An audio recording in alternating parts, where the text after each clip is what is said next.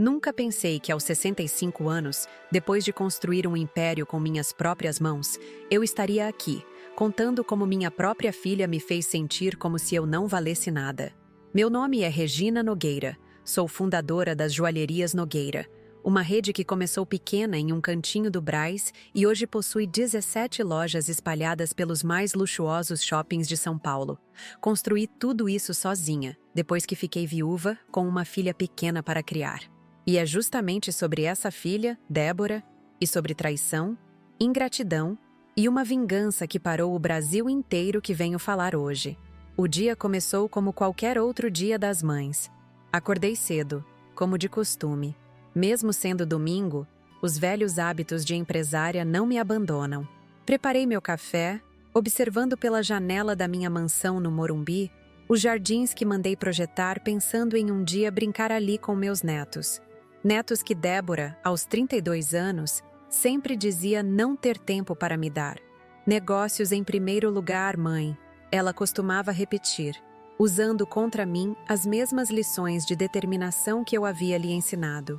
Recebi mensagens protocolares de funcionários, de conhecidos, até de ex-namorados, mas nada de Débora. Não me surpreendi. Nos últimos anos, desde que seu pai biológico, Carlos, havia ressurgido em sua vida com uma esposa 20 anos mais jovem, nossa relação tinha esfriado consideravelmente. Carlos nunca pagou uma pensão, nunca apareceu em uma festa de aniversário, mas bastou surgir com dinheiro novo e uma esposa troféu para que Débora se encantasse, como se os 28 anos de ausência nunca tivessem existido. Por volta das 11 horas, Débora finalmente ligou. Mãe, reservei mesa para almoçarmos em Campos do Jordão, no Sabor da Serra. Estaremos todos lá, eu, Rodrigo, papai e Cláudia. Fiquei em silêncio por alguns segundos. Aquilo era novidade. Um almoço de Dia das Mães com a madrasta presente. Mas engoli seco. Que ótimo, filha. Que horas preciso estar lá? Ela respondeu animada. O helicóptero estará aí em 1 hora para te buscar. Vesti meu conjunto verde esmeralda. Cor que Vicente, meu falecido marido, sempre disse combinar com meus olhos.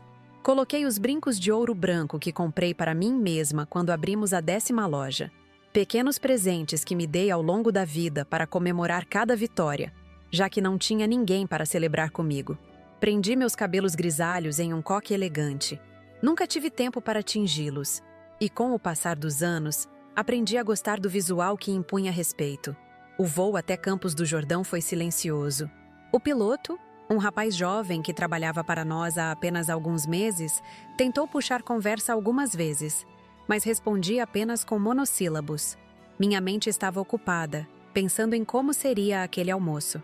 Havia algo no tom de voz de Débora que me deixava inquieta. O restaurante Sabor da Serra ficava no topo de uma colina, com vista para toda a cidade. Era um lugar exclusivo, onde uma mesa precisava ser reservada com meses de antecedência, a não ser, claro, que você fosse Débora Nogueira, herdeira de uma das maiores joalherias do país. Quando cheguei, eles já estavam lá. Minha filha, linda como sempre, com seus cabelos castanhos perfeitamente escovados, usando um conjunto que reconheci ser da última coleção da Prada. Ao lado dela, Rodrigo, seu noivo há 3 anos, um homem de poucas palavras que trabalhava no mercado financeiro. Pelo menos era o que todos pensávamos na época. Do outro lado da mesa, como um casal de comercial de margarina, estavam Carlos e Cláudia. Carlos, aos 67 anos, tinha aquela aparência artificial de homem que luta contra o envelhecimento. Cabelo tingido, rosto esticado, roupas joviais demais para sua idade. E Cláudia, 40 anos, era o estereótipo perfeito da segunda esposa. Magra, loira, sorriso sempre pronto para as fotos de Instagram, unhas impecavelmente feitas. Eles formavam uma imagem que parecia saída de uma revista, mas que para mim soava tão falsa quanto uma nota de R$3. Mãe, que bom que chegou! Débora levantou-se e me deu 2 beijos no rosto, daquele jeito protocolar. Seu perfume era forte, e reconheci-o imediatamente. Era o mesmo que Cláudia usava. Pequenos detalhes que só uma mãe nota. Sentei-me à mesa, cumprimentando a todos com um sorriso educado que não alcançava meus olhos. O almoço transcorreu com conversas superficiais. Falamos sobre o tempo frio de Campos do Jordão, sobre a nova coleção de inverno das joalherias, sobre a viagem que Carlos e Cláudia haviam feito recentemente a Dubai. Em nenhum momento falamos sobre memórias, sobre os sacrifícios que fiz para criar Débora, sobre como trabalhei 18 horas por dia para garantir que ela tivesse as oportunidades que eu nunca tive. Em nenhum momento falamos sobre ser mãe, sobre o significado daquele dia. Foi quando terminamos a sobremesa, um pudim de leite que mal toquei, que Débora anunciou: "Bom, acho que chegou a hora dos presentes, não é?" Ela abriu sua bolsa Chanel e retirou 2 pacotes. Um grande, belamente embrulhado em papel prateado com um laço elaborado, e outro pequeno, em papel pardo simples. Meu coração já sabia, antes mesmo de minha mente processar, qual seria o meu. "Cláudia, este é para você", disse minha filha, entregando o pacote maior à madrasta. Por ser uma segunda mãe tão maravilhosa para mim nos últimos anos. Observei os olhos de Cláudia brilharem enquanto ela desfazia o laço com seus dedos de unhas compridas e vermelhas. Dentro da caixa, aninhado em veludo negro, estava um anel de diamantes que reconheci imediatamente. Era da nossa coleção mais exclusiva, avaliado em cerca de 20 mil rirs. "Oh meu Deus, Débora, é lindo!" exclamou Cláudia, colocando o anel no dedo e estendendo a mão para que todos admirassem. "Mas espere", continuou Débora. "Tem mais." Ela retirou um envelope de dentro da caixa e entregou à madrasta. 2 passagens para Paris, primeira classe. "Vocês sempre falaram em comemorar o aniversário de casamento na Torre Eiffel." Senti um nó na garganta. Paris era onde eu e Vicente havíamos passado nossa lua de mel, onde ele havia me prometido que um dia construiríamos algo grande juntos. Um sonho que realizei sozinha depois que ele se foi. "E agora, mãe?", disse Débora, virando-se para mim com o pequeno pacote em mãos. "Este é para você." Peguei o embrulho simples, sentindo seu peso insignificante. Dentro, uma caneca branca com os dizeres "Melhor Mãe do Mundo", impressos em letras genéricas, daquelas que se compram em qualquer loja de 1,99. Junto, um bombom, daqueles que vendem em pacotes no supermercado. Olhei para aquele presente, calculando mentalmente. No máximo, 2 ars. R$ 2 pelo sacrifício de uma vida inteira. R$ 2 por noites sem dormir quando ela estava doente. R$ 2 por ter abdicado de novos relacionamentos para me dedicar à sua criação. R$ 2 por ter construído, sozinha, a empresa que agora permitia que ela presenteasse a madrasta com joias caríssimas e viagens internacionais. "Obrigada, filha", consegui dizer, sentindo minha voz falhar. "É muito bonita." Coloquei a caneca sobre a mesa, ao lado da taça de vinho que permanecia cheia. Eu mal havia tocado na bebida. Foi então que notei algo estranho na base da caneca. Um pequeno relevo, quase imperceptível. Na hora não dei importância, mas aquele detalhe mudaria tudo nas semanas seguintes. Se eu soubesse o que aquela caneca barata realmente escondia, talvez tivesse agido diferente. Ou talvez não. O resto do almoço passou como um borrão. Sorri mecanicamente, participei da conversa de forma automática, como um robô programado para funções sociais. Por dentro, algo havia quebrado. Não era apenas a dor da preferência explícita de minha filha pela madrasta. Era a constatação de anos de ingratidão, anos de desvalorização silenciosa que culminavam naquele gesto tão simbólico. Quando nos despedimos no estacionamento do restaurante, Débora me abraçou rapidamente. "Preciso ir, mãe. Tenho uma reunião importante amanhã cedo sobre a expansão das lojas para o Rio." Mal sabia ela que aquela seria a última vez que conversaríamos como mãe e filha. Mal sabia ela que, ao voltar para São Paulo naquela tarde, eu não iria direto para casa, mas para o escritório de Tomás Brito, meu advogado e amigo de longa data. Enquanto o helicóptero sobrevoava a Serra da Mantiqueira no caminho de volta, tomei minha decisão. Segurava a caneca nas mãos, virando-a, examinando aquele pequeno relevo na base. Algo não estava certo. E aquela sensação de que havia mais naquela caneca do que um presente barato Foi o primeiro passo da maior operação de vingança corporativa que o mercado brasileiro já viu. A história das Joalherias Nogueira começou há quase 4 décadas, em uma pequena sala alugada no Brás. Vicente e eu éramos jovens, cheios de sonhos e com apenas algumas peças para vender. Ele era talentoso na criação, eu tinha o tino comercial. Nos complementávamos perfeitamente. Quando engravidei de Débora, trabalhei até o dia do parto.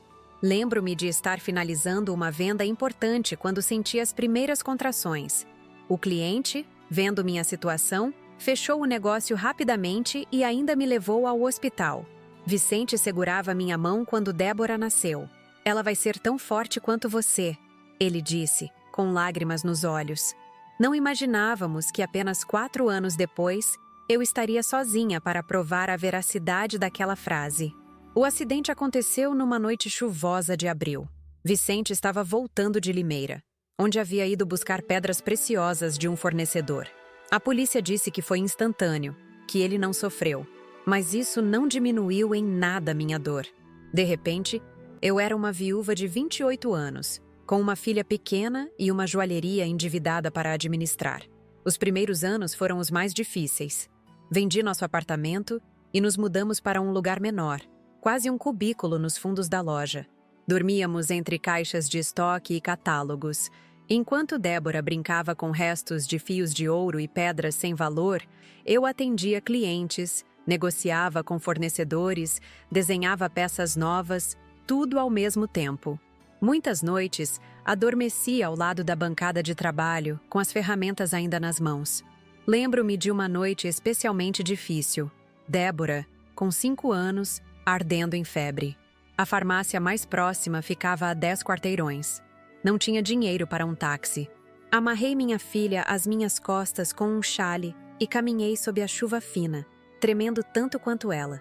No caminho de volta, com o remédio no bolso, fiz uma promessa. Nunca mais passaremos por isso.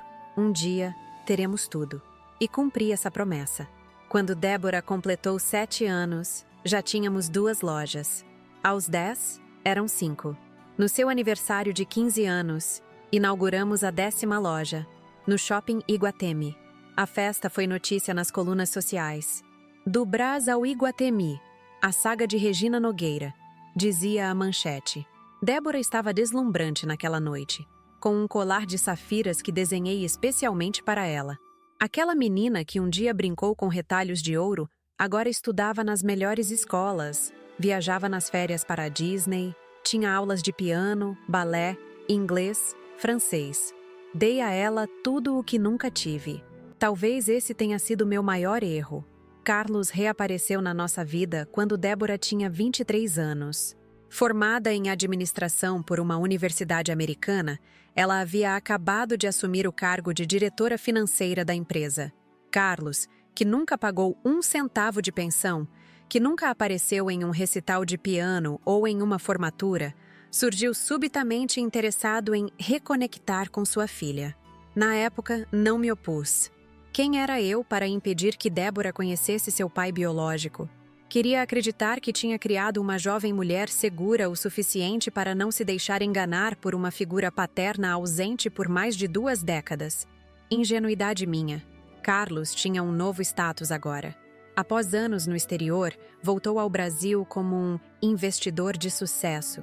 Dirigia carros importados, frequentava os restaurantes mais caros, morava em um apartamento de cobertura na Vila Nova Conceição. E tinha uma nova esposa, Cláudia, apenas 8 anos mais velha que Débora.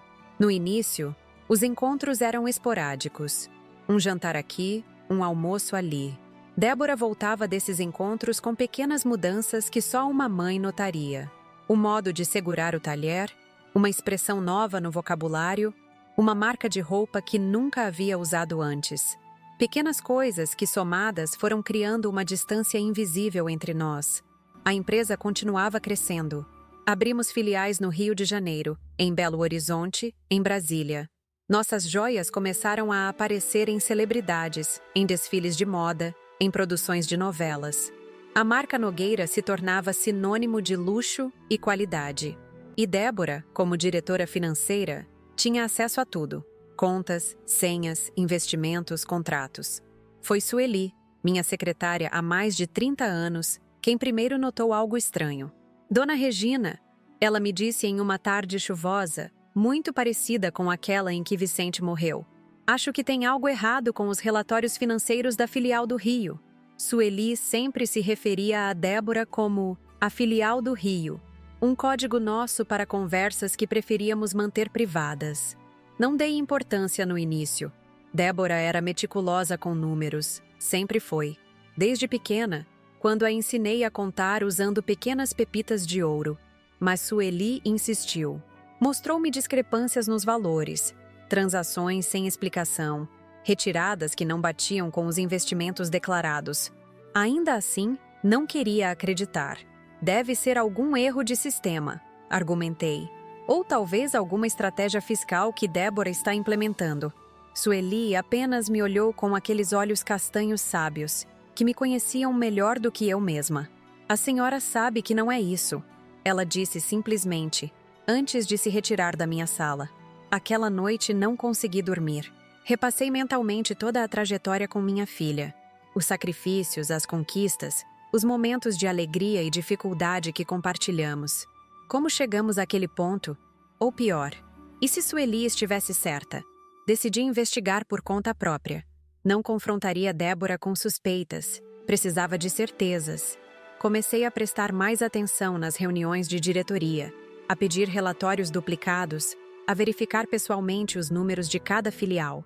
Durante 2 meses, fiz esse trabalho silencioso de arqueologia financeira, escavando camadas e mais camadas de relatórios, extratos, contratos. O que descobri me deixou devastada. Havia um esquema sofisticado de desvio de recursos. Dinheiro que saía da empresa em pequenas quantias, que separadas pareciam insignificantes, mas que somadas ao longo dos anos representavam milhões. E o pior, todos os rastros levavam a 2 pessoas, Débora e Cláudia. Sim, a madrasta de minha filha, aquela mulher que parecia saída de um catálogo de moda, estava envolvida até o pescoço. As transações coincidiam com datas em que as 2 viajavam juntas, supostamente para ver novas tendências em joias, em Paris, Milão, Nova York. Viagens que eu mesma autorizava, achando que estava investindo no futuro da empresa. Numa dessas investigações noturnas, encontrei algo ainda mais perturbador. Um e-mail de Cláudia para Débora, enviado 3 dias antes daquele fatídico Dia das Mães. Lembre-se do plano. A velha não pode suspeitar de nada. Quando ela assinar os documentos para a expansão internacional, teremos acesso a muito mais. O carro já está na garagem, pronto para você sair do Brasil se for necessário. Quanto ao restante, Carlos cuidará disso. A velha. Era assim que se referiam a mim. A mulher que abdicou de tudo por aquela menina. A mulher que construiu um império do zero, com as próprias mãos calejadas. A velha. Li e reli aquele e-mail dezenas de vezes, como se as palavras pudessem mudar se eu as olhasse o suficiente. Mas não mudaram. Estavam lá, cruéis e definitivas. Minha filha, minha única filha, estava planejando me roubar. Não apenas dinheiro, mas o trabalho de uma vida inteira. Liguei para Tomás às 3 da manhã. Ele atendeu no segundo toque, como se estivesse esperando minha ligação. Regina, aconteceu alguma coisa? A voz dele era a mesma de sempre. Calma, profunda, reconfortante. Tomás foi o advogado que me ajudou quando Vicente morreu, que organizou o inventário, que impediu que os credores tomassem tudo. Mais que um advogado, era um amigo, um dos poucos que me restavam. Preciso te ver, agora. Minha voz não parecia minha. Era fria, metálica, como se viesse de algum lugar distante de mim. Estarei aí em 20 minutos. Enquanto esperava por Tomás, olhei para aquela caneca barata que Débora havia me dado. Estava sobre minha mesa de trabalho, onde a deixei como um lembrete constante da ingratidão. Foi então que percebi. O pequeno relevo na base, aquilo que tinha notado no restaurante, era uma fenda quase imperceptível. Peguei uma pinça de precisão, daquelas que usamos para trabalhar com pedras muito pequenas, e forcei a abertura. A base da caneca se separou, revelando um compartimento oculto. Dentro, um pequeno chip, não maior que uma unha. Não precisei de muito tempo para entender o que era aquilo. Um dispositivo de armazenamento de dados. A caneca, aquele presente barato e aparentemente impensado, era na verdade um recipiente para informações. Informações que Débora provavelmente pretendia recuperar mais tarde, quando viesse visitar a mamãe. Quando Tomás chegou, encontrou-me sentada na penumbra do escritório, com a caneca desmontada sobre a mesa e o chip brilhando sob a única luz acesa, a do abajur. Não precisei dizer nada. Ele olhou para a cena e entendeu imediatamente. "Não toque em nada", disse ele, pegando o telefone. "Vou chamar alguém que conheço da Polícia Federal. Precisamos fazer isso direito, Regina. Se for o que penso que é, estamos diante de algo muito maior que um simples desvio familiar." Nas horas seguintes, minha casa se transformou em um centro de operações improvisado. 2 agentes federais disfarçados, especialistas em crimes financeiros, extraíram os dados do chip enquanto eu observava, ainda atordoada pela sucessão de descobertas. O que encontraram confirmou nossas piores suspeições. Não era apenas um esquema de desvio de dinheiro. Era uma operação complexa de lavagem de dinheiro, envolvendo políticos corruptos, celebridades que compravam joias subfaturadas e até mesmo tráfico internacional de pedras preciosas. Débora e Cláudia eram apenas a ponta visível de um iceberg muito maior. Carlos, o pai ausente que repentinamente voltou à cena, era, na verdade, o articulador de tudo. Seu retorno ao Brasil, seu súbito interesse em reconectar com a filha, tudo fazia parte de um plano para ter acesso aos recursos e à estrutura das joalherias Nogueira. "A senhora tem 2 opções", disse um dos agentes. Um homem de meia idade com olhos cansados de quem já viu de tudo. "Podemos prendê-los agora mesmo com as provas que temos. Ou? Perguntei, sentindo que a segunda opção seria a que mudaria tudo. "Ou podemos montar uma operação, usar a senhora como isca, deixar que eles pensem que estão vencendo, para pegarmos não apenas sua filha e os comparsas diretos, mas toda a organização." Olhei para aquele homem, depois para Tomás, depois para a caneca desmontada sobre a mesa. Pensei em Vicente, em seu sorriso no dia em que Débora nasceu, na promessa que fiz caminhando sob a chuva com uma criança febril nas costas.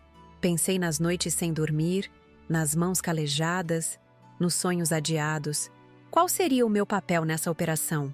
perguntei, sentindo o peso de cada palavra. A senhora continuaria agindo normalmente, fingiria que não sabe de nada, mas cada passo seu seria monitorado e protegido por nós. Deixaríamos que eles avançassem com o plano deles, que pensassem que estão prestes a tomar controle de tudo. E então a senhora venderia a empresa. Fiquei em silêncio por alguns instantes, digerindo a proposta. "Vender? Tudo o que construí? Seria apenas uma venda simulada", explicou Tomás, colocando a mão em meu ombro. "Para um comprador que, na verdade, é um agente infiltrado, Eduardo Santos." O nome não me era estranho. Eduardo Santos era um empresário em ascensão no mercado de luxo, frequentemente mencionado na mídia como um possível interessado em expandir para o ramo de joalherias. O que ninguém sabia, aparentemente, era sua verdadeira identidade.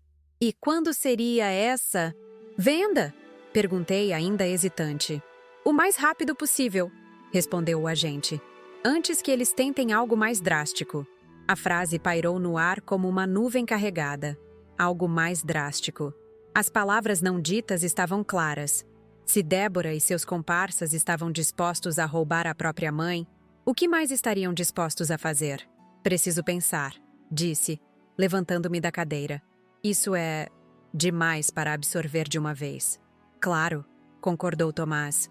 "Mas não demore muito, Regina. Tempo é um luxo que talvez não tenhamos." Passei o restante daquela noite andando pelos cômodos da minha casa, como um fantasma perdido no próprio castelo. Observei as fotografias nas paredes, os móveis que testemunharam tantos momentos, as joias que guardava em um cofre atrás de um quadro na sala, peças especiais que nunca quis vender, cada uma marcando um momento importante da minha vida. Parei diante de um retrato em particular. Débora com 16 anos, sorrindo ao lado de um busto de Vicente que mandei esculpir para a inauguração da loja do Iguatemi. Seus olhos brilhavam de orgulho naquela foto. Ou seria ambição? Como não percebi a diferença? Ao amanhecer, minha decisão estava tomada. Liguei para Tomás, que atendeu no primeiro toque. "Vamos fazer", disse simplesmente. "Tem certeza?" "Absoluta. Mas com uma condição." "Qual?" "Quero que seja grande. Quero que todos saibam. Quero que quando a armadilha se fechar, o Brasil inteiro esteja assistindo." O silêncio do outro lado da linha durou apenas alguns segundos. Considere feito. Nas semanas seguintes, interpretei o papel mais difícil da minha vida. O papel de uma mãe que não sabe que está sendo traída. Continuei indo às reuniões, assinando documentos, aprovando projetos. Observava Débora com outros olhos agora, notando cada pequeno gesto, cada hesitação, cada olhar trocado com Cláudia quando achavam que eu não estava vendo. O plano estava em movimento. Agentes disfarçados foram infiltrados na empresa como novos funcionários. Câmeras e microfones foram instalados em locais estratégicos. Meu celular, meu computador, meus e-mails, tudo estava sendo monitorado. Não por Débora e seus cúmplices, como eles pensavam, mas pela Polícia Federal. Quando os primeiros contatos com Eduardo Santos começaram, senti um frio na espinha. Estava realmente acontecendo. Eu, Regina Nogueira, estava prestes a vender, mesmo que de mentira, a empresa que construí do zero, que era mais que um negócio. Era meu legado, minha vida. Em nossa primeira reunião, Eduardo foi impecável. Alto, elegante, com um sorriso que inspirava confiança e olhos que revelavam inteligência. Se eu não soubesse que ele era um agente infiltrado, teria acreditado completamente em seu papel de empresário interessado em expandir seu império do luxo. "Senhora Nogueira", ele disse, apertando minha mão com firmeza. "É uma honra finalmente conhecê-la. Sua reputação no mercado é impecável." Débora estava presente nessa reunião, é claro. Observei como ela se comportava perto de Eduardo. Solícita, encantadora, profissional. A perfeita herdeira e executiva. Ninguém imaginaria que por trás daquele sorriso escondia-se uma traição tão profunda. As negociações avançaram rapidamente. Eduardo fez uma oferta generosa. R$ bilhões pela rede completa, com a condição de que eu me afastasse completamente da gestão. Débora, claro, permaneceria como diretora financeira durante a transição. "Precisamos pensar nisso, Sr. Santos", disse, interpretando meu papel de empresária cautelosa. "É a obra de uma vida." "Claro, claro", ele concordou sorrindo. "Tome o tempo que precisar. Mas devo dizer que outras joalherias do mercado também me interessam. Esta oferta tem prazo." Ao sairmos da reunião, Débora estava radiante. "Mãe, é uma proposta incrível. Pense bem, você poderia finalmente descansar, viajar, aproveitar a vida. Deixe que eu cuido de tudo durante a transição." Quase ri da ironia. Ela realmente achava que eu não percebia seu entusiasmo exagerado? Concordei com um sorriso, dizendo que precisava de alguns dias para pensar. Naquela noite, Débora me ligou 3 vezes, cada vez mais insistente. Na última ligação, sua voz tinha uma nota de urgência que não conseguia disfarçar completamente. "Mãe, o Eduardo acabou de me ligar. Ele tem outra proposta na mesa, de um grupo chinês. Precisamos fechar isso logo, ou perderemos a oportunidade." "Está bem, filha", respondi, tentando soar resignada. "Podemos marcar a assinatura para sexta-feira, no Hotel Fasano, para celebrarmos depois." "Perfeito! Vou avisar o Eduardo e preparar os documentos." Quando desliguei, olhei para Tomás e o agente coordenador da operação, que acompanhavam tudo de perto. "Sexta-feira", confirmei. "No Fasano. Estaremos prontos", garantiu o agente. Cada detalhe está planejado. O que ele não sabia, o que ninguém sabia, é que eu tinha meus próprios planos para aquele dia. Planos que iam além da simples prisão de criminosos. Planos que envolveriam a imprensa, as redes sociais, o Brasil inteiro. Porque algumas traições merecem mais que justiça. Merecem um espetáculo. O palco estava montado. Os atores em posição. E eu, Regina Nogueira, a velha que eles tanto subestimaram, Seria a diretora deste último ato. A manhã daquela sexta-feira crucial amanheceu com um céu de um azul quase artificial sobre São Paulo. Irônico como a natureza, às vezes parece zombar de nossos dramas humanos com sua beleza imparcial. Levantei cedo, como sempre fazia há décadas. Hábitos são difíceis de quebrar, especialmente quando foram construídos ao longo de uma vida inteira de disciplina. Vesti-me com um cuidado especial. Escolhi um terno azul marinho de corte impecável, feito sob medida por um alfaiate italiano que atendia apenas clientes selecionados.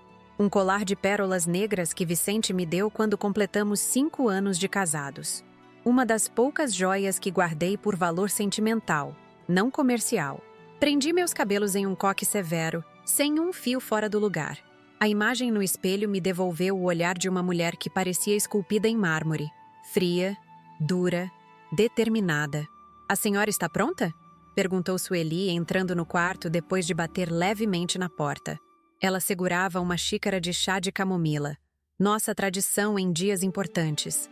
Sueli conhecia cada centímetro da minha vida, cada arranhão na minha alma. Foi ela quem segurou minha mão no hospital quando descobri que estava com pneumonia, após passar 3 dias e 3 noites trabalhando sem parar para entregar uma encomenda especial que salvaria a empresa da falência. Foi ela quem organizou o aniversário surpresa de 15 anos de Débora, quando eu estava tão absorta nos negócios que quase me esqueci da data. "Tão pronta quanto posso estar para vender minha vida?" respondi, pegando a xícara. O líquido quente desceu pela minha garganta, acalmando um pouco o turbilhão que sentia por dentro. "Não é sua vida, Dona Regina", disse Sueli com aquela sabedoria simples que sempre admirei. "É apenas um negócio. Sua vida é muito mais que isso." Olhei para ela. Aquela mulher que sacrificou tanto quanto eu pelas joalherias Nogueira, que esteve ao meu lado em cada fracasso e cada conquista. Obrigada, Sueli, por tudo. Especialmente por abrir meus olhos para o que estava acontecendo. Ela apenas assentiu, com aquela dignidade silenciosa que sempre foi sua marca registrada. "O carro está esperando. O Tomás disse que encontrará a senhora diretamente no hotel." O trajeto da mansão no Morumbi até o Hotel Fasano, no bairro do Jardim Europa, levou mais tempo que o normal naquela manhã. O trânsito de São Paulo, sempre caótico, parecia conspirar para me dar mais tempo para contemplar minhas decisões. Observei pela janela do carro blindado a cidade que me acolheu quando cheguei do interior de Minas, quase 50 anos atrás, com apenas uma mala de roupas e muitos sonhos. São Paulo me deu tudo: oportunidades, crescimento, reconhecimento. Foi nas ruas frenéticas desta metrópole que Vicente e eu nos conhecemos, quando eu trabalhava como vendedora em uma pequena joalheria no centro. E ele era um jovem ourives talentoso, recém-chegado da Itália. Foi aqui que construímos nosso amor, nosso negócio, nossa família. E agora, era aqui que enfrentaria a maior traição de minha vida. Meu celular tocou pela 10ª vez naquela manhã. Era Débora novamente. Deixei tocar, sem atender. Já havia 52 chamadas perdidas desde a noite anterior. Depois que confirmei a data da assinatura, ela passou a me ligar obsessivamente, como se temesse que eu mudasse de ideia no último minuto. Suas mensagens de voz ficavam cada vez mais desesperadas. "Mãe, atende, por favor. Precisamos revisar alguns detalhes antes da reunião." Ou, "Mãe, o Eduardo acabou de confirmar. Ele está animado. Não faça nada sem falar comigo antes, ok?" Aquele tom de urgência, eu o reconhecia bem. Era o mesmo que eu usava quando estava prestes a fechar um grande negócio e temia que algo desse errado. A diferença é que o grande negócio de Débora era me roubar. Era assumir o controle de tudo o que construí. Era me descartar como uma peça quebrada e inútil. O carro parou diante da entrada do Hotel Fasano, um dos mais luxuosos de São Paulo. O manobrista abriu a porta para mim, e ao sair, senti todos os olhares se voltarem em minha direção. Regina Nogueira ainda causava esse efeito nas pessoas. A rainha das joias, como alguns jornalistas me chamavam. A mulher que revolucionou o mercado de joalherias no Brasil. A viúva que criou um império. Se eles soubessem o que estava prestes a acontecer, no saguão, Avistei Tomás conversando discretamente com um homem que reconheci como o agente coordenador da operação. Ao me verem, ambos se aproximaram. "Está tudo preparado", disse Tomás em voz baixa. "Temos agentes posicionados em todos os pontos estratégicos. A imprensa foi contatada conforme você pediu, mas eles acham que estão aqui para cobrir apenas a venda da empresa. E Eduardo já está na sala de reuniões. O dispositivo de gravação está funcionando perfeitamente. Débora ainda não chegou, mas ligou para a recepção há 10 minutos perguntando se você já estava aqui." Assenti, sentindo uma calma estranha me envolver. Era a calma que sempre sentia antes de fechar um grande negócio. Aquela sensação de que, não importa o resultado, eu havia feito tudo o que podia. "Vamos acabar logo com isso", disse, ajustando o colar de pérolas. A sala de reuniões do Fasano era um exemplo perfeito de luxo discreto. Madeira escura, poltronas de couro, uma vista panorâmica para o Parque do Ibirapuera ao fundo. Eduardo Santos estava sentado à cabeceira da mesa, vestindo um terno cinza impecável. Ao me ver entrar, levantou-se com um sorriso. "Senhora Nogueira, é um prazer vê-la novamente." Apertei sua mão, notando a força controlada de seu aperto.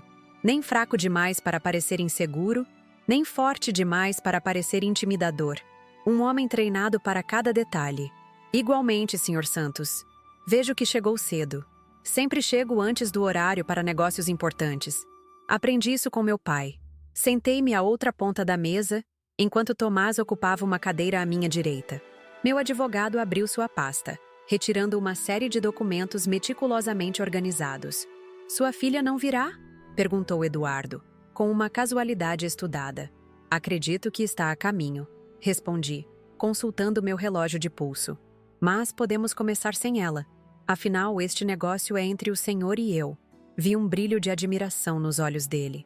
Mesmo sabendo quem eu realmente era, Eduardo parecia genuinamente impressionado com minha postura. Durante os minutos seguintes, Tomás explicou os termos do contrato, as cláusulas, os valores, os prazos. O teatro precisava ser perfeito, cada detalhe meticulosamente executado. Foi quando estávamos discutindo a transição da diretoria que a porta da sala se abriu com violência. Débora entrou como um furacão, o rosto corado, a respiração ofegante, como se tivesse corrido todo o caminho até ali. Atrás dela, para minha surpresa, vinha Cláudia. "Mãe, graças a Deus te encontrei a tempo." Olhei para minha filha com uma calma que claramente a desconcertou. Estava linda como sempre. Usava um vestido justo de tom vermelho escuro, cabelos soltos, maquiagem impecável. Cláudia, por sua vez, parecia uma versão mais velha e mais artificial da mesma imagem, com um conjunto de saia e blazer em tom creme que realçava seu bronzeado obviamente obtido em câmaras de UV. "Débora, que bom que chegou", disse com uma frieza que a fez parar no meio da sala. Estávamos justamente discutindo como será a transição após a venda. "Venda? Mãe, precisamos conversar antes. Não pode tomar uma decisão dessas sem me consultar." "Sem te consultar?" repeti, erguendo uma sobrancelha. "Mas foi você quem mais insistiu para que eu aceitasse a proposta do Sr. Santos. Ligou 52 vezes nas últimas 24 horas, se não me engano." Eduardo se levantou, estendendo a mão para Débora com seu sorriso profissional. "Senhorita Nogueira, é um prazer conhecê-la pessoalmente. Sua mãe fala muito bem de suas habilidades como diretora financeira." Débora apertou a mão dele automaticamente, mas seus olhos estavam fixos em mim, em pânico. "Mãe, por favor, podemos falar em particular antes de qualquer assinatura?" "Não há nada para conversarmos em particular, filha", respondi, minha voz suave como veludo sobre aço. "A menos que você queira me explicar o significado disso." Tirei da bolsa a caneca quebrada do Dia das Mães, junto com o pequeno chip que estava escondido em sua base. Os olhos de Débora se arregalaram em choque. Ao seu lado, Cláudia empalideceu visivelmente sob o bronzeado artificial. "Ou talvez queira me explicar isto", continuei, colocando sobre a mesa uma pasta com cópias dos e-mails entre ela e Cláudia, dos extratos bancários das contas secretas no exterior, dos contratos de compra de imóveis em nomes de laranjas. "Ou, quem sabe isto?" A última peça que coloquei sobre a mesa foi a transcrição da conversa telefônica entre Débora e Carlos, onde discutiam abertamente como me afastariam da empresa assim que a venda fosse concluída, como forjariam um laudo médico alegando minha incapacidade mental, como usariam a caneca presente para transferir dados sigilosos da empresa. O rosto de minha filha passou do choque ao pânico e, finalmente, à raiva. Como você não tinha o direito de invadir minha privacidade assim. Privacidade? Repeti, sentindo a primeira onda genuína de raiva subir pela minha garganta. Você fala de privacidade enquanto planejava me roubar? Enquanto conspirava com seu pai ausente e essa mulher para tomar o que construí com suor e lágrimas? Foi nesse momento que a porta da sala se abriu novamente. 2 homens de terno entraram, seguidos por 3 policiais uniformizados. Reconheci um deles como o delegado da Polícia Federal que coordenava a operação. "O que é isso?" perguntou Débora, recuando um passo. "Quem são essas pessoas?" "Débora Nogueira", disse o delegado, avançando com um papel em mãos. "A senhora está sendo presa por formação de quadrilha, lavagem de dinheiro, evasão de divisas e tentativa de estelionato. A senhora tem o direito de permanecer em silêncio. Tudo o que disser poderá ser usado contra a senhora em juízo." Cláudia soltou um grito agudo, tentando correr para a porta, mas foi interceptada por uma policial feminina que já estava posicionada ali. "Cláudia Mendonça, a senhora também está presa pelos mesmos crimes, além de associação com o tráfico internacional de pedras preciosas." O caos se instalou na sala. Débora gritava, alternando entre ameaças e súplicas. Cláudia chorava histericamente enquanto tentava ligar para alguém, provavelmente Carlos. Eduardo, revelando finalmente sua verdadeira identidade, coordenava os agentes com a eficiência de quem fazia isso há anos. Em meio à confusão, meus olhos encontraram os de Débora. Pela primeira vez desde que entrou na sala, ela pareceu realmente me ver. "Mãe", sussurrou, a voz embargada pelo choro. "Não faça isso, por favor. Sou sua filha." Senti algo quebrar dentro de mim. Um último fio de esperança, talvez. Uma última ilusão de que talvez houvesse uma explicação, uma justificativa, algo que pudesse fazer aquilo tudo fazer sentido. "Não, Débora", respondi, sem desviar o olhar. "Minha filha morreu no dia em que decidiu me trair."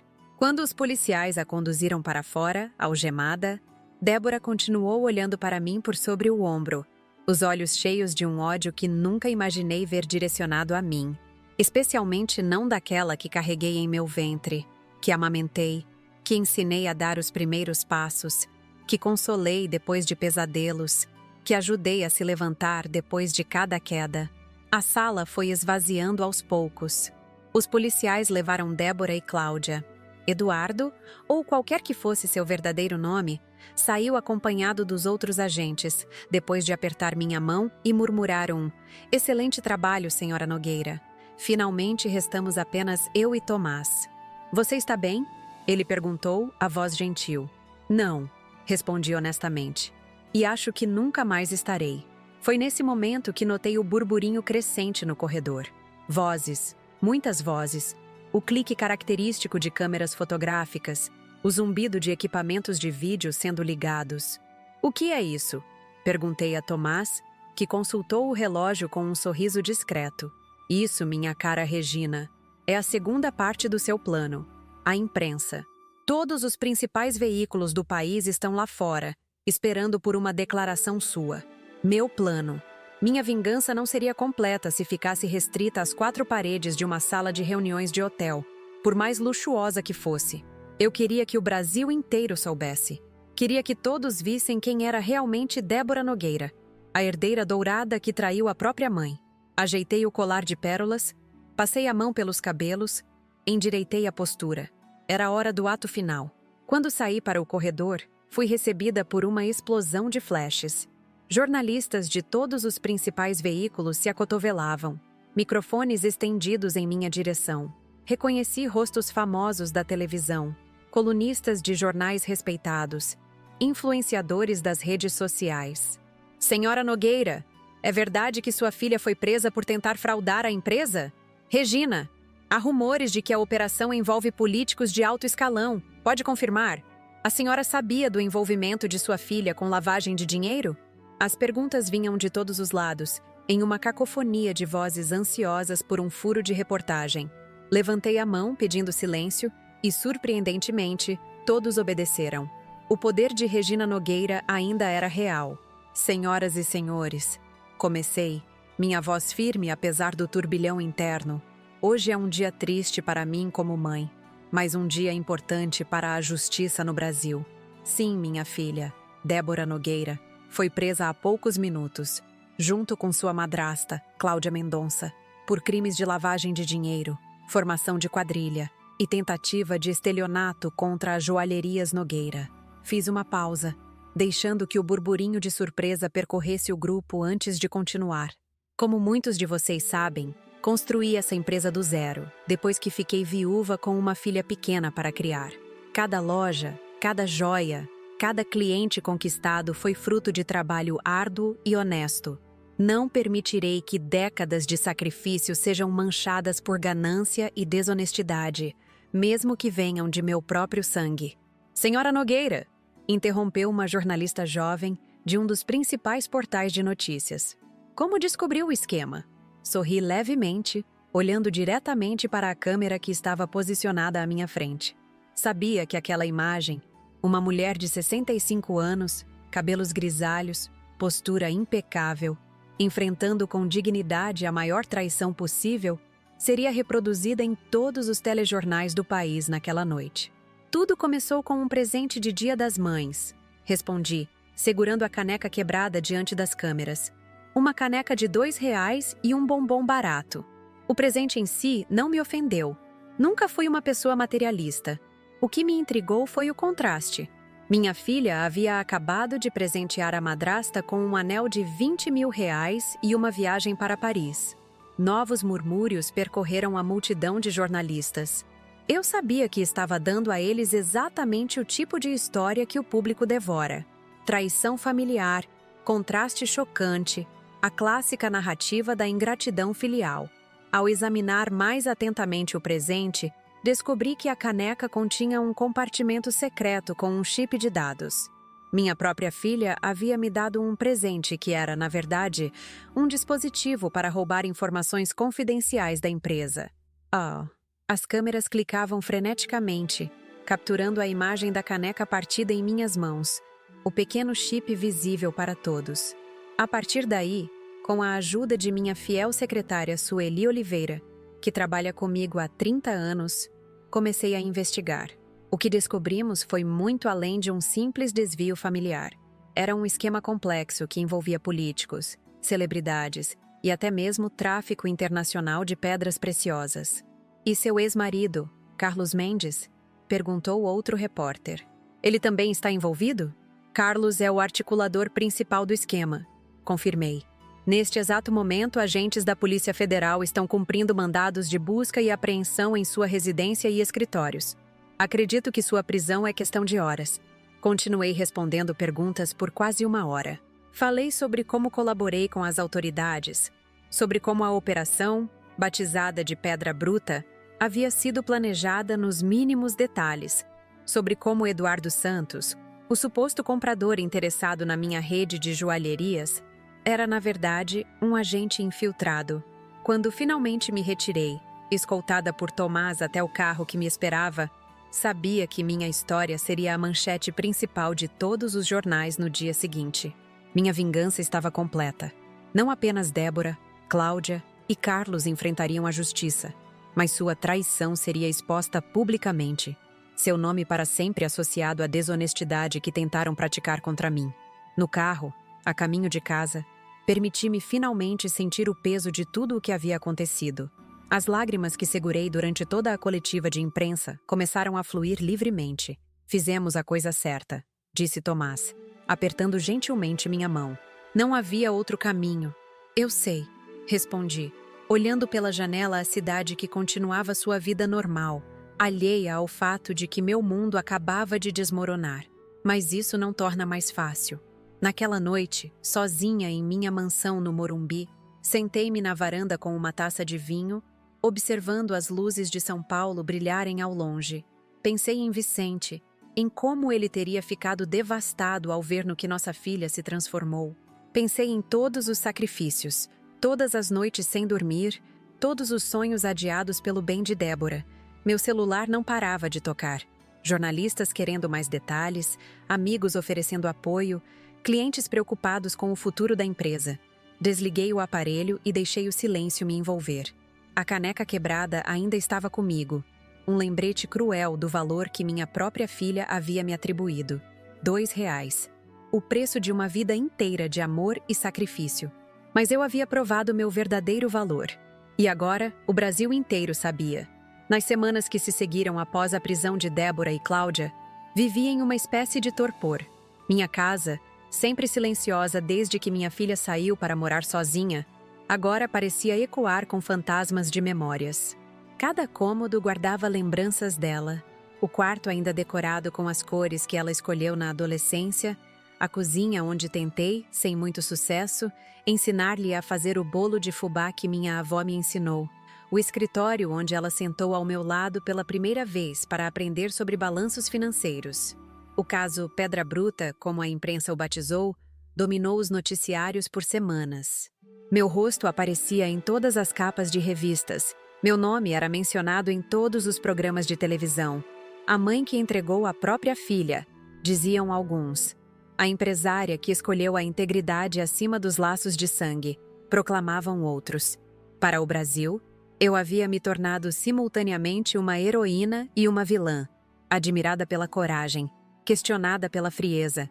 Poucos entendiam que por trás daquela imagem pública de força inabalável, existia uma mulher despedaçada.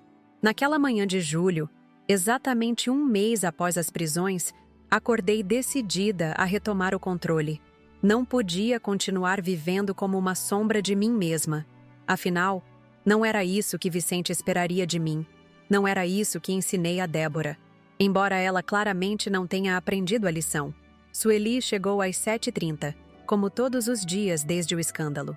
Mesmo sem ter uma empresa para administrar, a Joalherias Nogueira estava temporariamente sob intervenção judicial, ela continuava vindo, trazendo meu chá, organizando minha correspondência, filtrando os inúmeros pedidos de entrevistas que ainda chegavam. "Bom dia, dona Regina", ela disse, abrindo as cortinas do quarto. A luz de inverno entrou, pálida, mas reconfortante. Trouxe os jornais, e há um envelope que chegou por mensageiro especial. Parece ser da Polícia Federal. Sentei-me na cama, aceitando a xícara de chá que ela me oferecia. O envelope pardo sobre a bandeja parecia pesado. Oficial. "Obrigada, Sueli, por tudo." Ela apenas assentiu, com aquela dignidade silenciosa que sempre foi sua marca. Sueli nunca precisou de muitas palavras. Seu apoio se manifestava em pequenos gestos, em sua presença constante, em sua lealdade inabalável. Depois que ela saiu, abriu o envelope. Dentro, um relatório detalhado sobre os desdobramentos da operação, junto com uma carta pessoal do delegado responsável pelo caso. A leitura confirmou o que já suspeitava.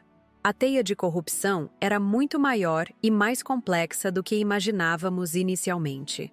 Carlos havia sido preso na Suíça, onde tentava acessar contas secretas. Políticos de alto escalão estavam sendo investigados. Celebridades que compravam joias subfaturadas para lavagem de dinheiro enfrentavam processos. E, para minha surpresa, Rodrigo, o noivo de Débora, havia sido fundamental para a operação.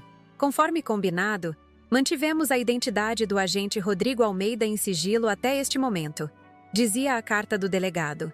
Ele foi infiltrado na vida de sua filha há 3 anos, depois que surgiram as primeiras suspeitas sobre as atividades de Carlos Mendes. Sua colaboração foi crucial para desmantelar toda a organização. 3 anos. O homem que minha filha amava, com quem planejava se casar, a quem confidenciava seus segredos mais íntimos, era um agente disfarçado. Por um breve momento senti uma pontada de compaixão por Débora.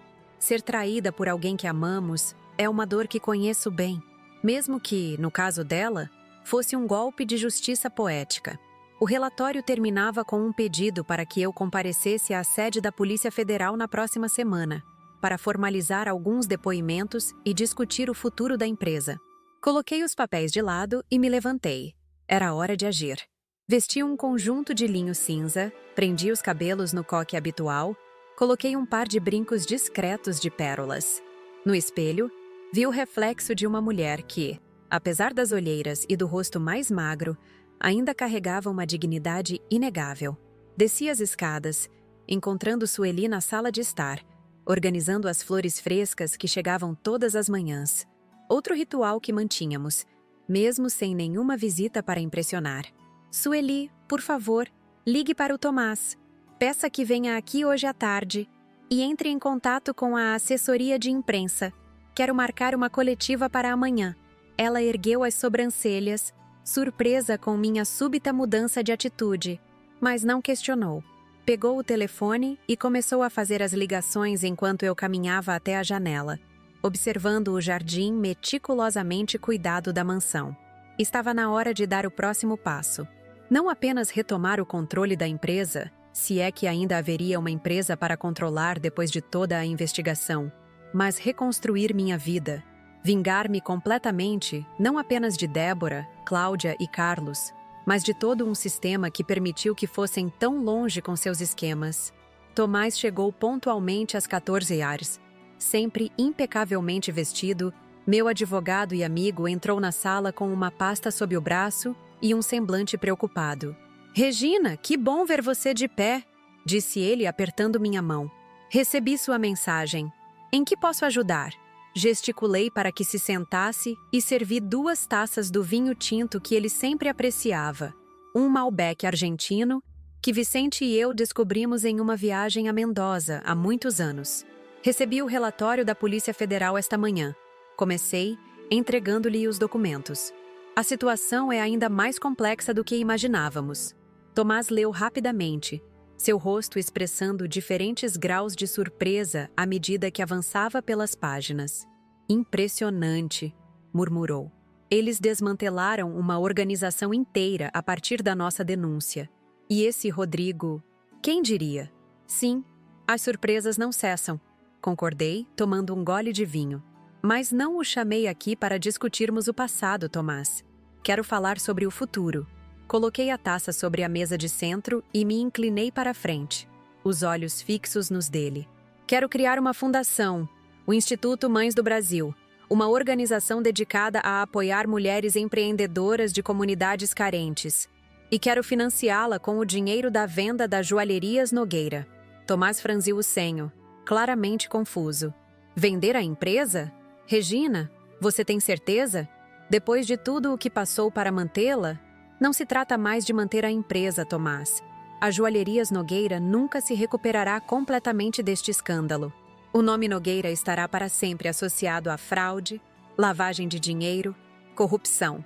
Mesmo que eu consiga provar minha inocência, o que já fizemos, a marca está manchada». Levantei-me, caminhando até a estante onde guardava fotografias da família. Peguei um porta-retratos com a imagem de Vicente segurando Débora recém-nascida.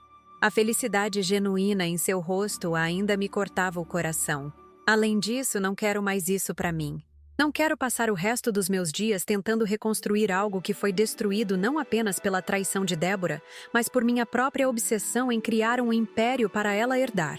Tomás me observava atentamente, seu rosto refletindo uma mistura de admiração e preocupação.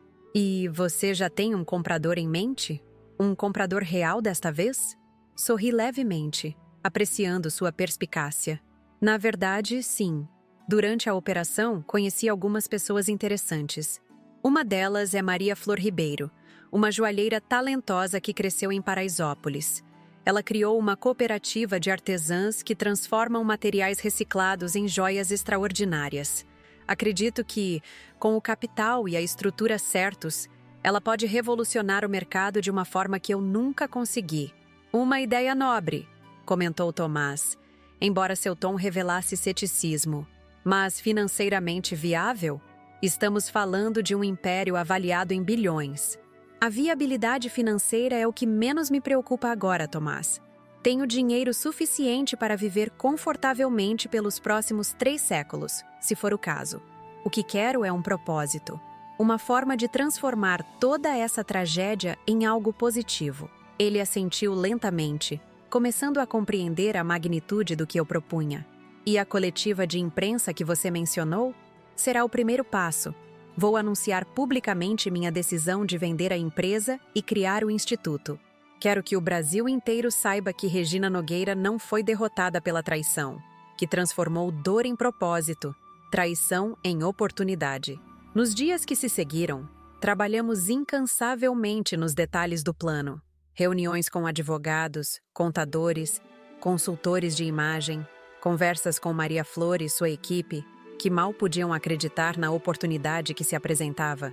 Contatos com organizações que já trabalhavam com mulheres empreendedoras em comunidades carentes para entender as reais necessidades e evitar os erros comuns de projetos sociais bem intencionados, mas mal executados. A coletiva de imprensa foi marcada para uma terça-feira, no auditório de um hotel no centro de São Paulo. O mesmo hotel onde, ironicamente, realizamos a festa de 25 anos da Joalherias Nogueira, apenas 2 anos antes. Na ocasião, Débora fez um discurso emocionado sobre o legado da mãe e a importância da empresa para a história do mercado de luxo brasileiro. Quantas mentiras havia naquelas palavras ensaiadas! Na manhã do grande dia, acordei antes do amanhecer. Não por ansiedade, mas por um estranho senso de paz. Como se finalmente, após semanas de tormenta, estivesse vislumbrando um farol na distância. Vesti-me com especial cuidado. Um terno azul petróleo que Vicente sempre admirou. Brincos de safira que desenhei para comemorar a abertura da primeira loja internacional da Joalherias Nogueira, em Lisboa. Prendi os cabelos em um coque baixo, mais suave que o habitual. A maquiagem leve realçava minhas feições sem tentar esconder as marcas que o tempo e as recentes provações haviam deixado em meu rosto. No caminho para o hotel, o motorista sintonizou o rádio em uma estação de notícias. Estavam falando sobre mim, sobre a expectativa para a coletiva.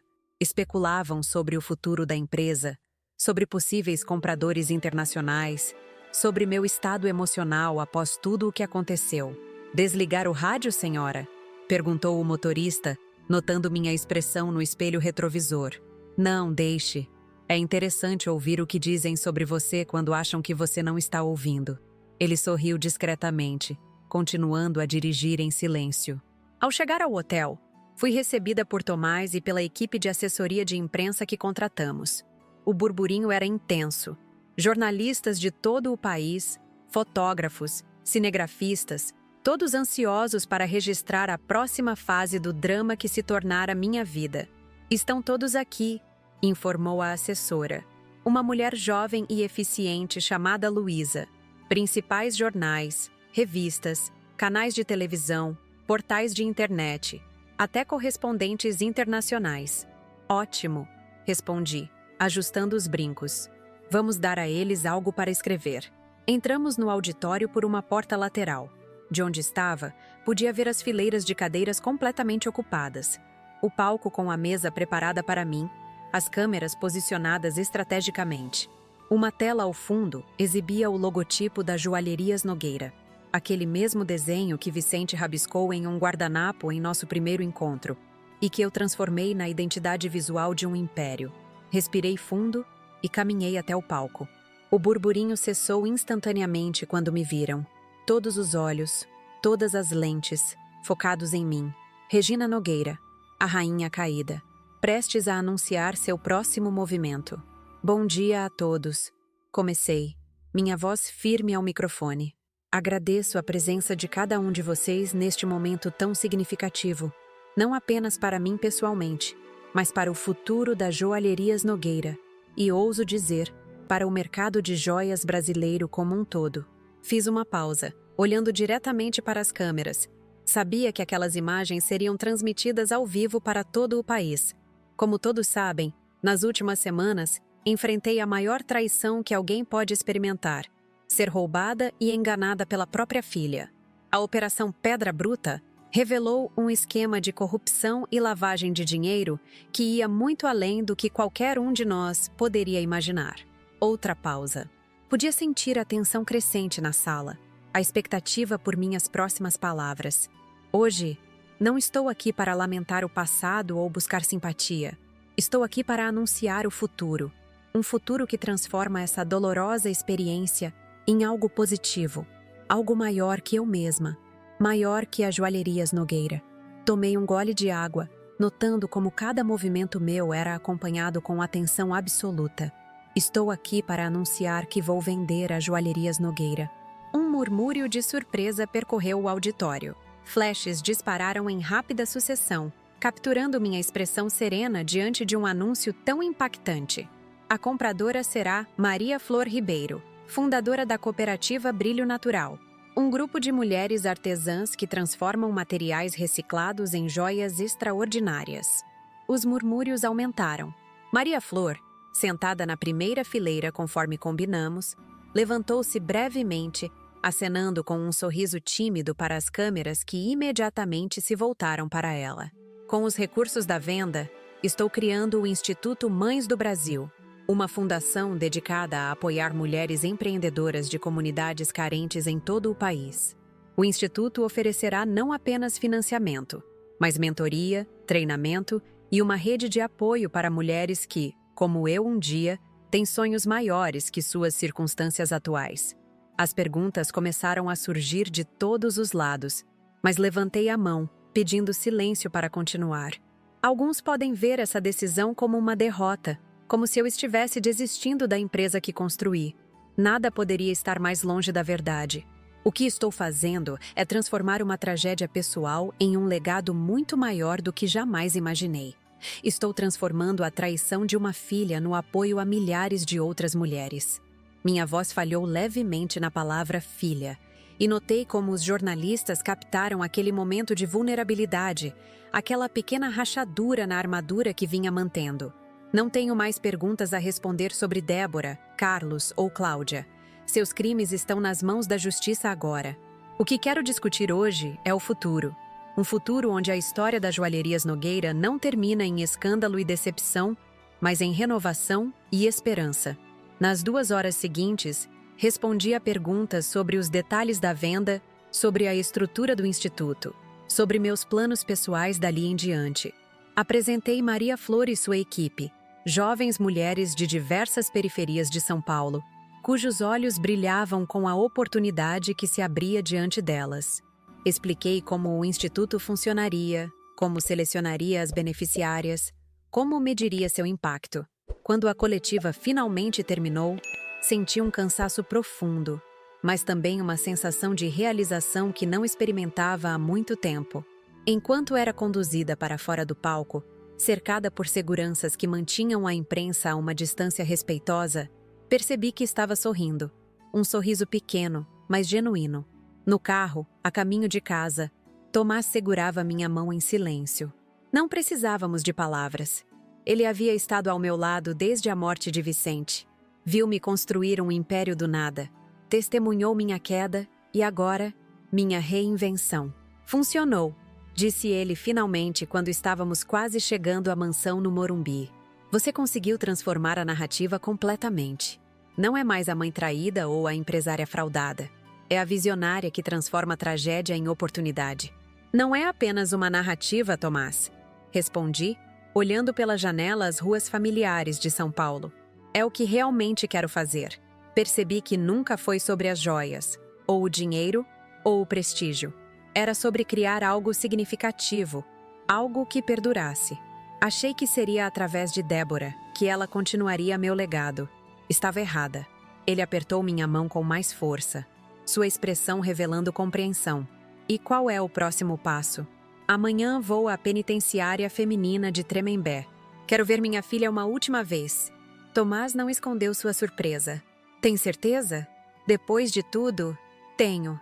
Não por ela, mas por mim. Preciso encerrar esse capítulo completamente antes de começar o próximo. Naquela noite, sentada na varanda da mansão que em breve venderia, parte do meu plano de recomeço incluía mudar-me para um apartamento menor, mais próximo da sede do instituto. Refleti sobre a jornada extraordinária que havia sido minha vida. Da menina pobre do interior de Minas a rainha das joias, da esposa dedicada à viúva determinada, da mãe amorosa, a mulher que entregou a própria filha à justiça. E agora, este novo papel, a filantropa que transformaria sua dor em um legado de esperança para outras mulheres. A caneca quebrada do Dia das Mães estava sobre a mesa ao meu lado, como um lembrete constante. Não mais um símbolo de traição, mas um amuleto de transformação. Aquele objeto barato, que um dia representou todo o desprezo de Débora por mim, agora simbolizava o início de uma nova jornada. Ergui minha taça de vinho em um brinde silencioso à lua que brilhava sobre São Paulo. A vingança estava completa, mas não da forma que inicialmente imaginei. Não terminava com a destruição de Débora, embora isso tenha acontecido como consequência de suas próprias ações, mas com minha própria reconstrução. A maior vingança, afinal, não era fazer minha filha perder tudo.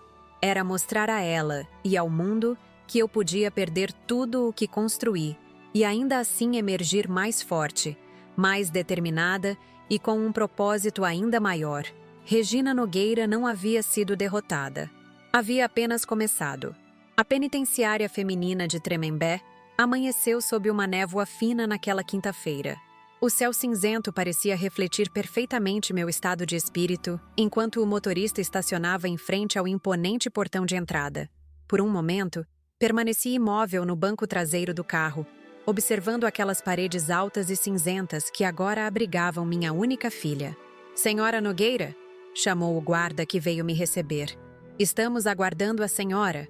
Tudo já está preparado conforme solicitado." Assenti e desci do veículo, sentindo o vento frio cortar meu rosto. Vesti-me com simplicidade deliberada para aquela visita. Calças pretas, blusa de seda azul escura, um casaco leve. Nenhuma joia, exceto a aliança de casamento que nunca tirei desde que Vicente partiu.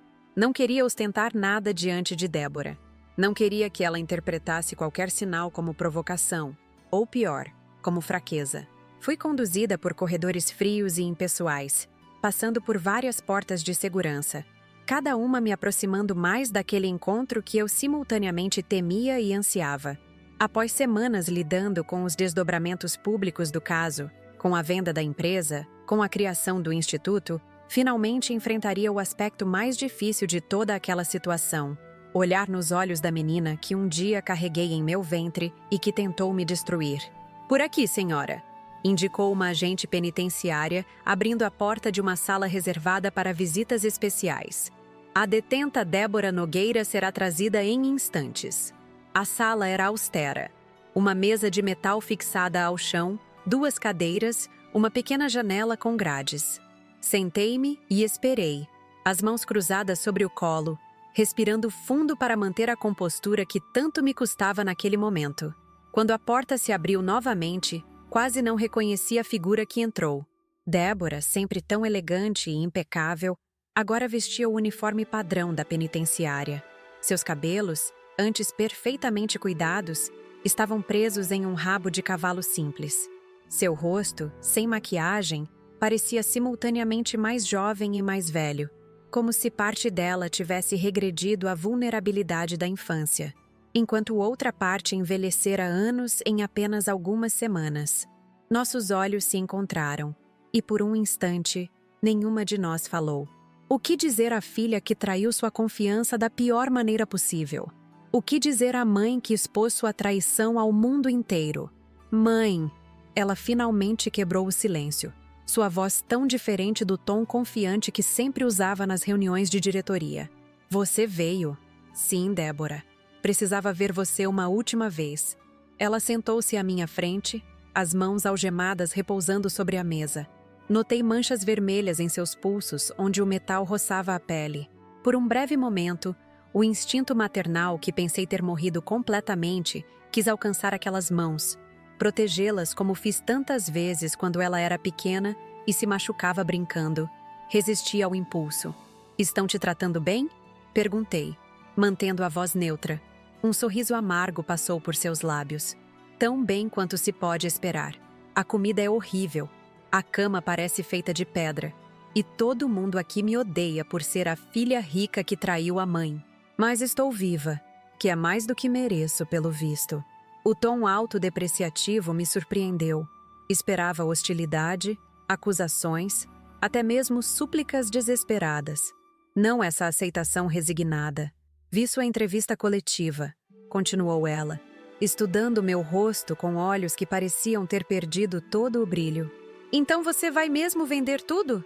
Jogar fora o trabalho de uma vida para ajudar um bando de mulheres que você nem conhece?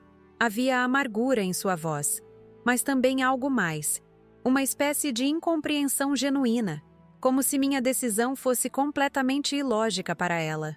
Não estou jogando nada fora, Débora. Estou transformando. A empresa nunca foi o trabalho da minha vida. Você era. Suas sobrancelhas se ergueram em surpresa e vi seus olhos marejarem. Tudo o que construí, cada loja que abri, cada coleção que lancei, cada negociação que venci, tudo foi por você. Para que você tivesse o que eu nunca tive. Para que herdasse um império ao invés de ter que construí-lo do zero, como eu fiz. Fiz uma pausa, tentando controlar a emoção que ameaçava escapar. Mas cometi um erro terrível. Dei a você tudo, exceto os valores que realmente importavam. Não ensinei você a valorizar o trabalho, o esforço, a honestidade, porque estava ocupada demais trabalhando para lhe dar todas as facilidades que achei que eram importantes. Débora abaixou o olhar, fixando-o nas próprias mãos algemadas. Uma lágrima escorreu silenciosamente por seu rosto, caindo sobre o metal frio. Então essa fundação, esse instituto, é uma forma de me punir? De mostrar que prefere ajudar estranhas a perdoar sua própria filha? Balancei a cabeça, sentindo uma tristeza profunda pesar sobre meus ombros. Não, Débora, não é sobre punição, é sobre redenção. Minha redenção. Percebi que passei a vida inteira perseguindo as coisas erradas, valorizando o sucesso material acima de tudo. Agora tenho a chance de usar tudo o que construí para fazer a diferença na vida de mulheres que realmente precisam de uma oportunidade. E quanto a mim? Ela perguntou, sua voz quase um sussurro. Não mereço uma segunda chance? A pergunta pairou entre nós como um peso tangível. Durante semanas, havia me perguntado o que faria se chegasse este momento. Se Débora implorasse por perdão, por uma nova oportunidade. A justiça determinará sua pena, Débora. Não cabe a mim decidir quanto tempo você passará aqui ou quais serão as consequências legais de seus atos. Não estou falando da justiça, mãe. Estou falando de você, do seu perdão. Olhei nos olhos da minha filha, aqueles mesmos olhos que me encararam com tanto desprezo no dia em que me deu a caneca barata. Aqueles olhos que brilharam de ódio quando foi presa no Hotel Fasano. Agora estavam diferentes, vulneráveis, assustados, quase infantis em seu desamparo. O perdão não é algo que se concede em um único momento, Débora. É um processo. E, sinceramente, não sei se algum dia conseguirei perdoar completamente o que você fez. Não foi apenas um erro, uma decisão equivocada no calor do momento. Foi uma traição planejada, calculada, executada ao longo de anos. Ela encolheu-se na cadeira como se minhas palavras fossem golpes físicos. Mas posso lhe dizer uma coisa. Continuei, inclinando-me ligeiramente para a frente. Ainda amo você.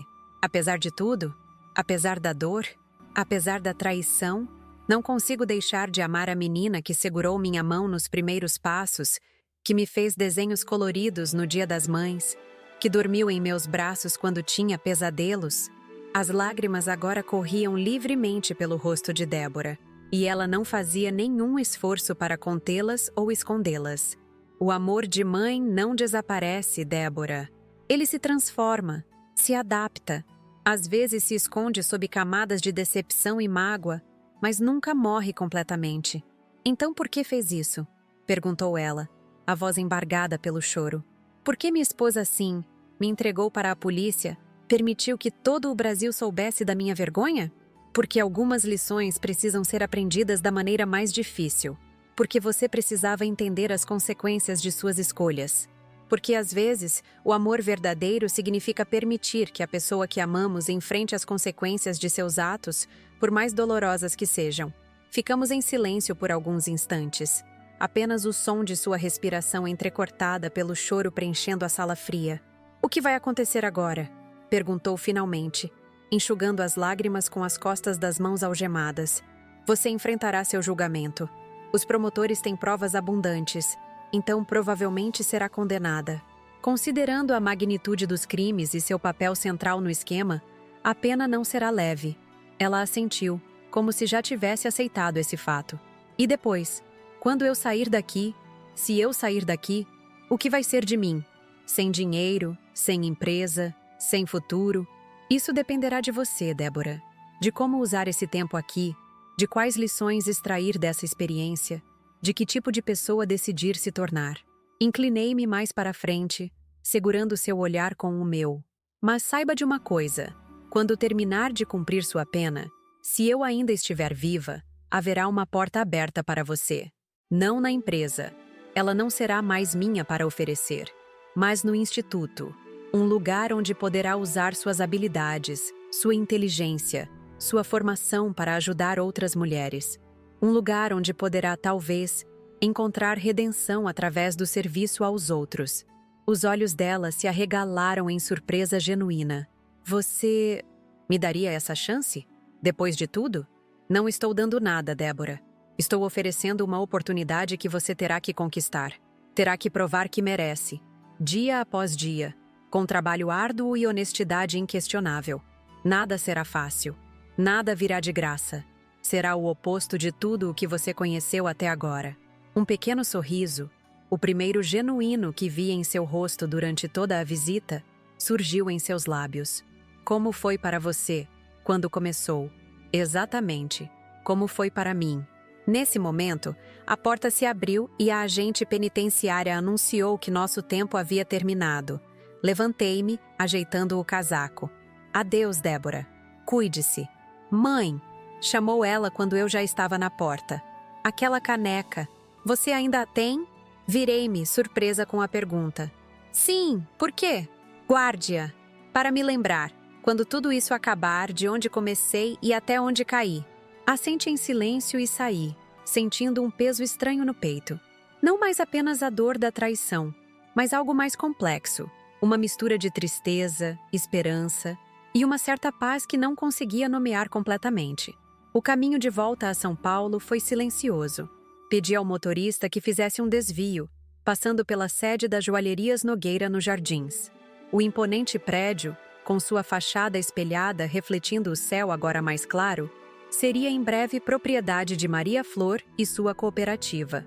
Os advogados estavam finalizando os últimos detalhes da transferência, e na próxima semana eu assinaria os documentos que oficializariam a maior mudança de minha vida. Pedi que parasse o carro em frente ao edifício. Desci e fiquei alguns minutos apenas observando aquele lugar que foi praticamente minha segunda casa por décadas. Lembrei-me do dia da inauguração, de como Vicente estaria orgulhoso se tivesse vivido para ver o império que construímos a partir daquela pequena joalheria no Brás. Lembrei-me de Débora criança correndo pelos corredores, encantada com as pedras coloridas, fazendo 1000 perguntas sobre cada detalhe do negócio. Onde havia errado? Em que momento aquela criança curiosa e amorosa se transformou na mulher calculista capaz de trair a própria mãe? Talvez nunca tivesse respostas completas para essas perguntas. Mas uma coisa era certa: o ciclo de erros terminaria comigo. 3 meses depois da visita a Tremembé, o Instituto Mães do Brasil foi oficialmente inaugurado. Escolhi um antigo casarão no bairro da Liberdade, completamente restaurado para abrigar os escritórios, salas de aula, estúdios e laboratórios, onde mulheres de comunidades carentes aprenderiam não apenas a criar joias, mas a gerenciar negócios, a entender finanças, a construir marcas sustentáveis. No dia da inauguração, o pátio central estava repleto. Autoridades, jornalistas, celebridades que apoiavam a causa e, mais importante, as primeiras 50 beneficiárias do programa. Mulheres de diversas idades, origens e histórias de vida, unidas pelo desejo de transformar suas realidades através do empreendedorismo. Quando subi ao pequeno palco montado para a ocasião, senti uma emoção diferente de tudo que já havia experimentado. Não era o orgulho de uma nova loja luxuosa ou a satisfação de fechar um negócio milionário. Era algo mais profundo, mais genuíno. Bem-vindas ao Instituto Mães do Brasil, Comecei, olhando para aqueles rostos que me encaravam com expectativa e esperança. Este lugar nasce de uma história de dor e traição, mas se transforma hoje em um espaço de possibilidades e renascimento. Contei brevemente minha trajetória, sem omitir os erros, as falhas, as lições aprendidas da maneira mais difícil. Falei sobre a importância de construir sucesso com base em valores sólidos, sobre como o dinheiro e o status são vazios quando não acompanhados de integridade e propósito. Cada uma de vocês carrega sonhos tão válidos e importantes quanto os que eu tinha quando comecei. A diferença é que vocês não estarão sozinhas nessa jornada. Estaremos aqui, oferecendo não apenas conhecimento técnico e recursos financeiros, mas também mentoria, rede de contatos e, o mais importante, a certeza de que acreditamos em vocês. Ao finalizar meu discurso, apresentei a equipe do Instituto, profissionais talentosos que haviam abraçado a causa com entusiasmo, muitos vindos do mercado corporativo, trocando salários astronômicos pela oportunidade de fazer a diferença. Entre eles estava Sueli, agora diretora administrativa do Instituto. Seu conhecimento e lealdade finalmente reconhecidos com a posição de liderança que sempre mereceu. Quando o evento oficial terminou, permaneci no pátio, conversando com as beneficiárias, ouvindo suas histórias, seus sonhos, seus medos. Uma delas, Juliana, uma jovem mãe solo de 24 anos da comunidade de Heliópolis, aproximou-se timidamente. Dona Regina, disse ela, segurando as mãos de um menino de aproximadamente 5 anos. Queria que a senhora conhecesse meu filho, Miguel. Ele é a razão de eu estar aqui hoje. Quero construir algo que ele possa se orgulhar, como a senhora construiu para sua filha. Olhei para aquela jovem mulher, com seus olhos brilhantes de determinação, e para o pequeno Miguel, que me observava com curiosidade infantil. Por um momento, vi Débora naquela idade, segurando minha mão enquanto visitávamos a primeira loja da Joalherias Nogueira. A dor da lembrança foi ofuscada pela esperança que aquela nova geração representava. Miguel, abaixei-me para ficar na altura do menino. Sua mãe já é alguém de quem você pode se orgulhar. Ela está aqui, lutando por um futuro melhor para vocês dois. Isso exige uma coragem que poucas pessoas têm. O menino sorriu timidamente, escondendo-se parcialmente atrás da mãe, que tinha lágrimas nos olhos. Obrigada, Dona Regina. A senhora não imagina o que essa oportunidade significa para nós. Naquela noite, já em meu novo apartamento, um espaço menor, mais aconchegante no bairro de Pinheiros, sentei-me na varanda com uma taça de vinho, observando as luzes da cidade. Sobre a mesa ao meu lado, a caneca quebrada do Dia das Mães. Agora um lembrete não apenas da traição de Débora, mas da jornada extraordinária que me trouxe até aqui. Pensei em Vicente, em como ele estaria orgulhoso não do império material que construímos, mas da transformação que esse império possibilitou na vida de tantas mulheres. Pensei em Débora, cumprindo sua pena em Tremembé, e nas cartas que começamos a trocar, comunicações ainda tensas e cautelosas, mas que representavam os primeiros passos frágeis de uma possível reconciliação. A vida tinha me dado uma segunda chance, não de refazer o passado, mas de construir um futuro diferente. Um futuro onde o sucesso era medido não pelo tamanho da conta bancária ou pelo número de lojas, mas pelo impacto positivo na vida dos outros. Ergui minha taça em um brinde silencioso à cidade que me acolheu, à vida que me desafiou, à filha que me traiu, e ao destino que, através da mais dolorosa das lições, me mostrou um propósito maior do que jamais imaginei. A vingança estava completa, mas não da forma que planejei inicialmente. Vendi a empresa, sim, e Débora ficou sem nada, como anunciava aquele título sensacionalista que escolhi para minha história. Mas a verdadeira vingança não foi contra minha filha, foi contra a mulher que eu mesma havia me tornado, obcecada por sucesso material, cega para os valores que realmente importavam. Aquela Regina Nogueira havia morrido, substituída por uma mulher mais sábia, mais compassiva, mais conectada com seu verdadeiro propósito. E nessa transformação, encontrei não apenas vingança, mas redenção. A caneca de R$ 2 que um dia simbolizou a maior dor da minha vida, agora representava a maior bênção. A oportunidade de recomeçar, de corrigir erros, de deixar um legado que transcendia joias e dinheiro. Um legado de esperança, de transformação, de segunda chance. Não apenas para Débora, não apenas para as mulheres do Instituto, mas para mim mesma, Regina Nogueira, a mulher que vendeu tudo e reconstruiu algo muito maior do que perdeu.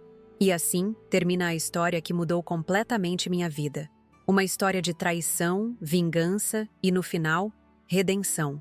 Quando olho para trás e relembro tudo o que vivi, desde aquele fatídico Dia das Mães até hoje, vejo claramente como cada momento de dor abriu caminho para uma transformação que jamais imaginei possível. Quem diria que uma simples caneca de R$ 2, um presente tão insignificante comparado ao anel de R$ 20 mil que minha filha deu para a madrasta, seria o estopim para desvendar um esquema criminoso e mudar completamente o rumo da minha existência? Aquela pequena fenda na base da caneca, escondendo um chip com informações sigilosas, foi o início do fim de uma vida de mentiras e o começo de algo muito maior. A Operação Pedra Bruta não apenas desmantelou uma organização criminosa que usava minha própria empresa para lavagem de dinheiro, mas também quebrou as correntes que me prendiam a uma vida focada apenas em riqueza material e status. Ver minha filha Débora sendo presa diante das câmeras no Hotel Fasano foi o momento mais doloroso da minha vida. Pior até do que quando perdi Vicente. Afinal, perder alguém para a morte é diferente de perdê-lo para a ganância e a desonestidade. Mas como disse anteriormente, a verdadeira vingança não foi contra Débora. Foi contra aquela versão de mim mesma que priorizou o império financeiro acima dos valores reais, que confundiu dar tudo materialmente com dar o que realmente importa. Sim, vendi a empresa e ela ficou sem nada, como anunciava o título desta história.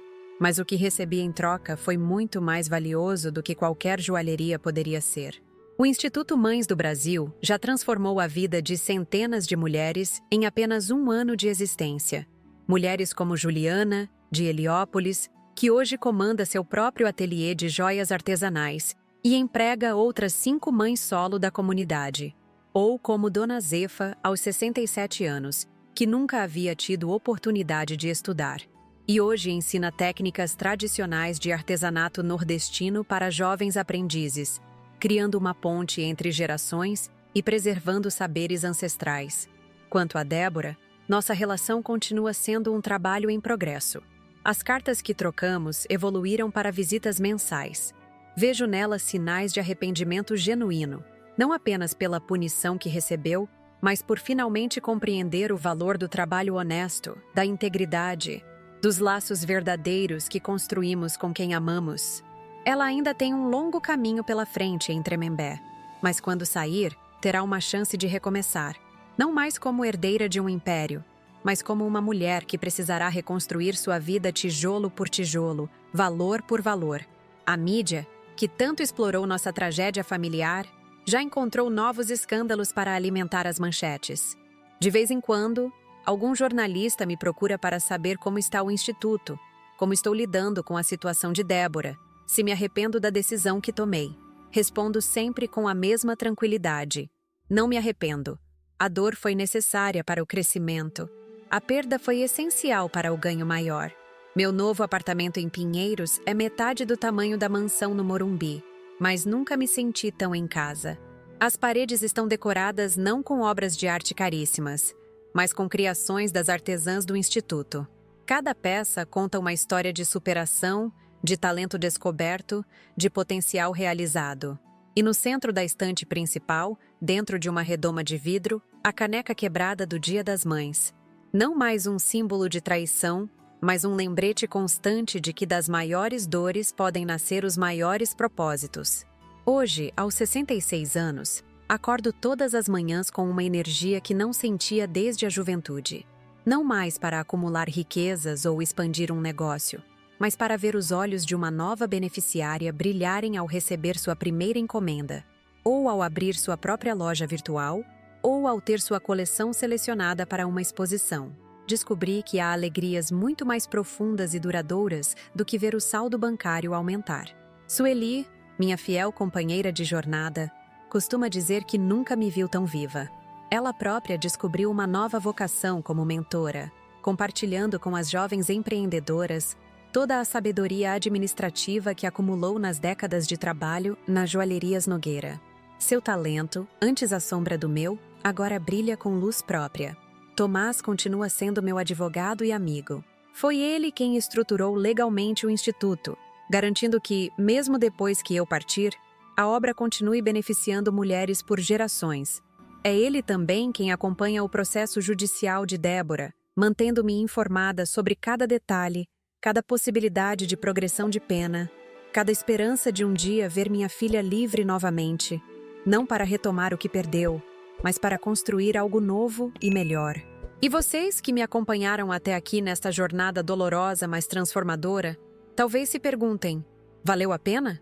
Cada lágrima, cada noite em claro, cada manchete sensacionalista expondo nossa tragédia familiar, valeu a pena? E eu respondo sem hesitar: sim, valeu cada segundo. Porque aprendi que nossas maiores quedas podem se tornar nossos maiores voos, se tivermos a coragem de abrir as asas no meio da queda. Se minha história tocou você de alguma forma, se trouxe reflexões sobre valores, família, sucesso, redenção, peço que não a deixe terminar aqui. Compartilhe-a com outros que possam se beneficiar dessas lições aprendidas da maneira mais difícil. Inscreva-se no canal Vovó Lembrou para conhecer outras histórias como a minha. Relatos reais de pessoas que enfrentaram situações extraordinárias e encontraram força onde menos esperavam. Os comentários são muito importantes para mim. Gostaria de saber o que você faria no meu lugar. Teria coragem de entregar sua própria filha à justiça? Venderia tudo para recomeçar? Ou teria escolhido um caminho diferente? Sua opinião é valiosa e ajuda a criar uma comunidade de reflexão e apoio mútuo. Não se esqueça de deixar seu like para que mais pessoas possam conhecer esta história. Cada curtida amplia nosso alcance e permite que estas lições de vida cheguem a quem precisa ouvir que, mesmo nos momentos mais sombrios, há esperança de recomeço. Se você puder, também peço que considere contribuir com o Valeu Demais do canal. Esta forma de doação é fundamental para cobrir os custos de produção e permitir que tragamos mais vídeos diários, com histórias impactantes como esta que compartilhei. Seu apoio financeiro, por menor que seja, faz toda a diferença para mantermos este trabalho vivo e alcançarmos mais pessoas com mensagens de superação e transformação.